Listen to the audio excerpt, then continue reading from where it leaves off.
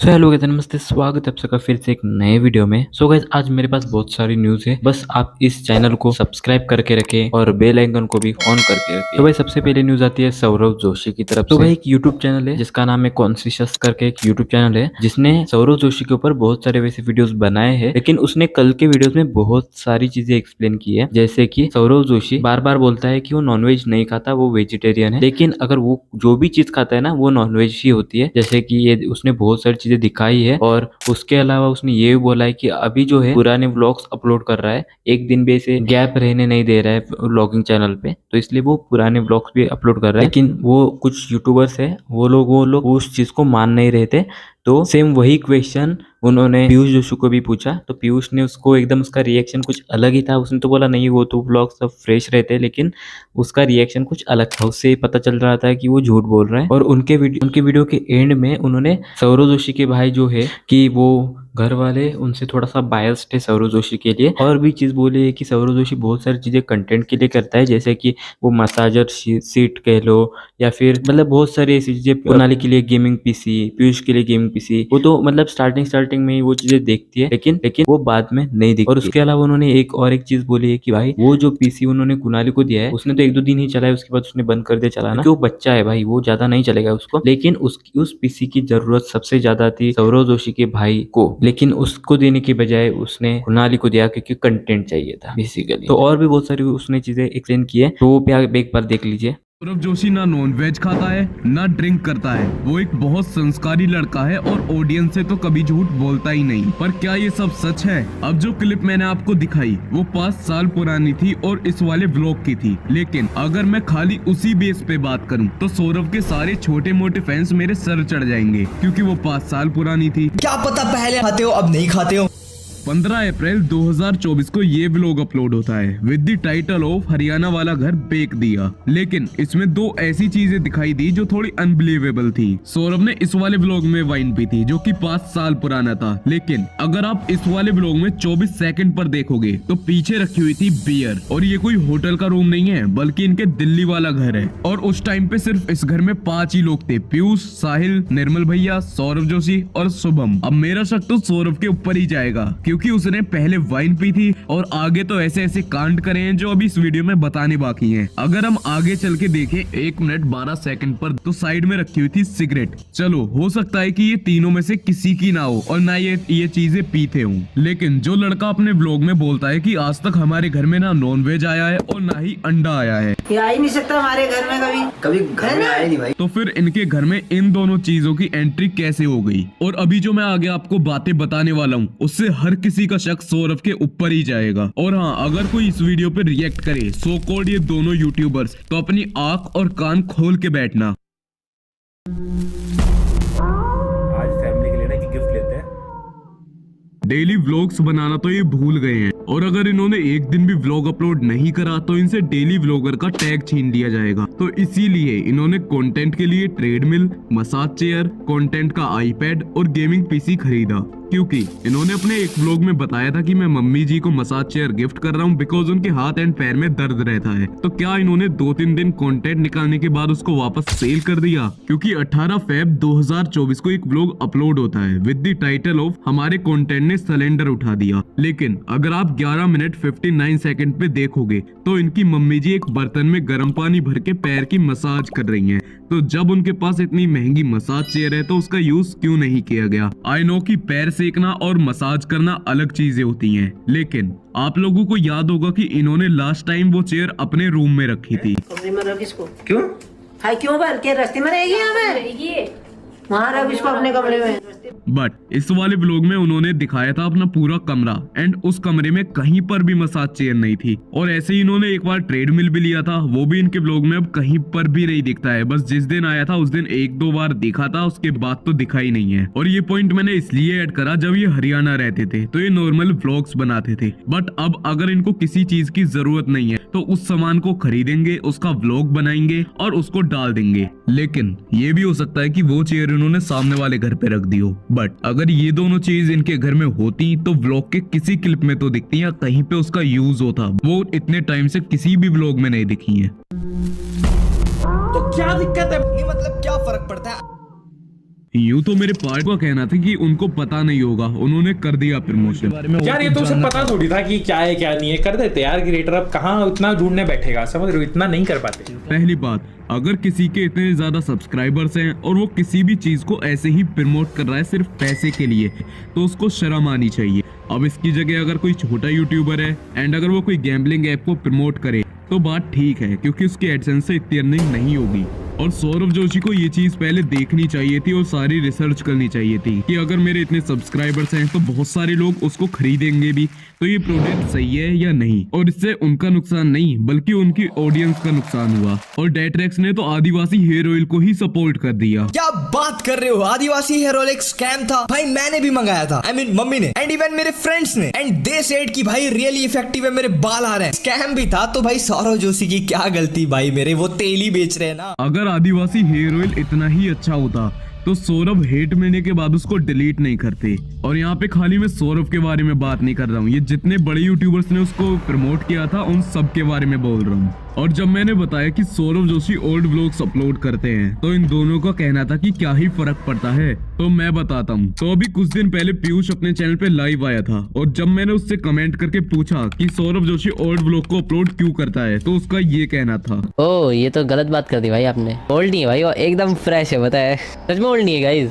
वो तो फेस के रिएक्शन से ही पता चल गया कि कितने न्यू हैं। और यहाँ पे इसने ये भी बोला कि ये जो फोन है वो मेरे को कल ही मिला है और उसका प्रूफ देने तक की बात करी। ये जो व्लॉग आया ना फोन का, वो आज आया है और ये फोन ना मेरे को कल मिला है सच में। मैं आपको इसकी अभी डेट दिखा दूंगा, देखो मेरा अभी तक हाथ सेट भी नहीं है इस फोन की, मेरे को सच में कल मिला है। बट आगे कोई प्रूफ था ही नहीं। लेकिन सौरभ ने इन दोनों व्लॉग्स में कबूल करा कि वो ओल्ड व्लॉग्स को डालते हैं बैकअप व्लॉग के नाम से। और बैकअप रहता है मेरे पास में, इसलिए मैंने बताया भी नहीं आपको। बट पीयूष ने तो कुछ और ही बोला। ओल्ड नहीं है भाई, वो एकदम फ्रेश है, बताया। तो इससे पता चलता है कि सौरभ जोशी ने अपने पूरे कुनबे को बता के रखा है कि अगर कोई पूछे तो ये बोल देना। और ये बात इनको कबूल करनी पड़ी। मेरी वीडियो डालने के बाद इनके कमेंट सेक्शन में इतना ज्यादा स्पैम हुआ, जिसके बाद इनको ये बात कबूल करनी पड़ी। ऑल्सो इन्होंने पोर्च की बात भी कबूल करी। हमने पोर्च ली थी, वो सेकंड हैंड ली थी।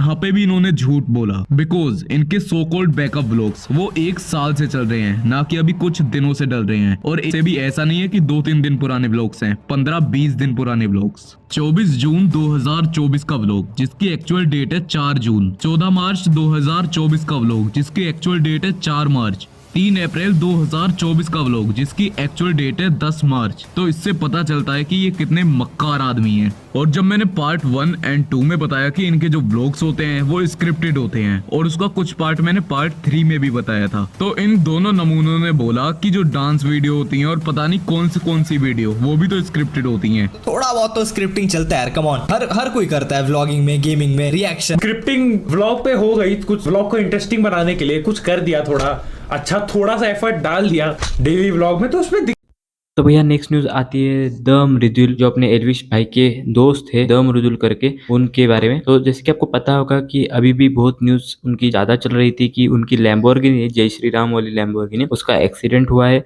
और उसमें 2-3 लोगों की जान ली गई। ऐसा कुछ न्यूज वाले इसके ऊपर बोल रहे थे। वो सरासर मतलब जान तो किसी की नहीं गई थी बस, बट लोग घायल जरूर हुए थे। तो उसके ऊपर द मृदुल ने रिएक्शन दिया है। बेसिकली वो बहुत गुस्सा हुए, उन्होंने न्यूज रिपोर्टर के बारे में बहुत कुछ उसमें बोला है कि भाई वो गाड़ी ना मेरी है, अब मैंने तो वो सील कर दी है, बेसिकली उसके सिर्फ पेपर वर्क रहना बाकी था और वो टेस्ट कर रहे होंगे वो गाड़ी लेने के लिए, और उसके ऊपर हो गया उसका जो भी एक्सीडेंट हुआ, और हमने पूरा जो हमारे से जो हेल्प होती है वो हमने कर दी है।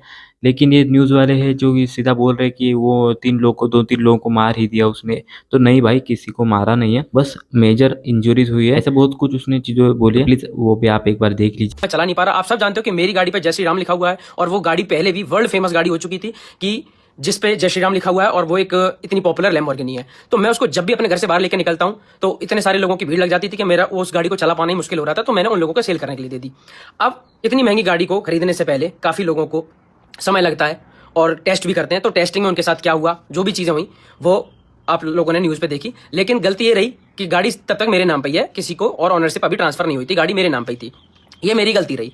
लेकिन न्यूज वालों ने हर बात का इतना बड़ा मुद्दा बनाया कि ये गाड़ी यूट्यूबर की है, गाड़ी यूट्यूबर मृदुल की है, और उसकी न्यूज आपने देखा कि कितनी ज्यादा फैली।